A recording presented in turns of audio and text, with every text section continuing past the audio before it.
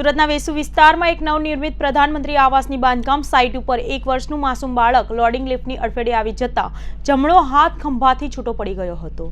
ગંભીર રીતે ઘવાયેલા બાળકને કપાઈ ગયેલા હાથ સાથે સિવિલ લવાતા સારવાર હાથ ધરવામાં આવી હતી, જેમાં બાળકને ઇન્ફેક્શન લાગી જતા તેનું મોત નીપજ્યું હતું, જેથી પરિવાર શોકમાં ગરક થઈ ગયું હતું। 1 વર્ષથી પ્રધાનમંત્રી આવાસ યોજના હેઠળ 6 બિલ્ડિંગના કામ ચાલી રહ્યા છે। બાળકના પરિવારજનોએ કહ્યું કે મુકેશ રાવ આવાસની બાંધકામ સાઇટ પર કામ કરે છે। તેના 2 સંતાન છે, જેમાં નાના પુત્ર પ્રિન્સ, જેની ઉંમર 1, તે બાંધકામ સાઇટ ઉપર રમતા રમતા લોડિંગ લિફ્ટમાં મશીન પાસે ચાલી ગયો હતો। અચાનક લિફ્ટમાં મશીનમાં માસૂમ પ્રિન્સે પહેલા કાપડનો કોઈ ભાગ આવી જતા હાથ ખેંચાઈને મશીનમાં કપાઈ છૂટ્યો હતો। તબીબોએ ખૂબ જ સારવાર કરી હતી, પરંતુ તેમાં સફળતા મળી ન હતી। તબીબોએ કહ્યું કે બાળકના હાથને ફરીથી જોડવામાં આવ્યો હતો। તેના હાથમાં ઇન્ફેક્શન લાગી ગયું હતું, જેથી બાળકની તબિયતને અસર પડી હતી, જેથી બાળકને બચાવવામાં સફળતા મળી નથી। બાળકના મોતને લઈને પરિવારમાં શોકનું મોજું ફરી વળ્યું હતું। मुकेश कुमार रहने का वो कैपिटल गिरी। कब घटना बनी थी? 9 तारीख। 9 तारीख। हाँ, कितने बजे आपको कब पता चला? नहीं, मेरे को 12 साढ़े 12 बजे पता चला।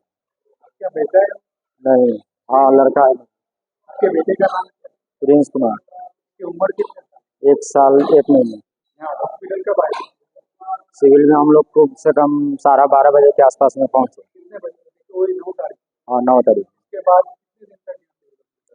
कितने 9 तारीख से आज 21 तारीख हो गया उतना ही। उसके बाद क्या? उसके बाद ये ये किस तरह गिर गया? गिरा था नहीं, वो मशीन में खेलते खेलते चला गया। हाँ, फिर ये आप कौन सी जगह पे काम करते हैं? कैपिटल गिरी ये कहाँ पे आया? कौन सी रिसू में। फिर आपका सेठ ने कुछ यहाँ आए थे? हाँ आए थे। सेठ का नाम क्या है?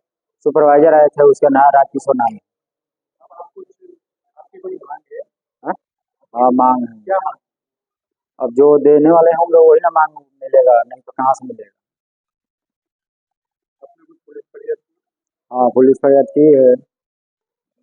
आज आपके बच्चे को क्या हुआ? हाँ डेट क्या बोले डॉक्टर? डॉक्टर ने बोले कि रेफर कर दिया, अभी डेट कर दिया।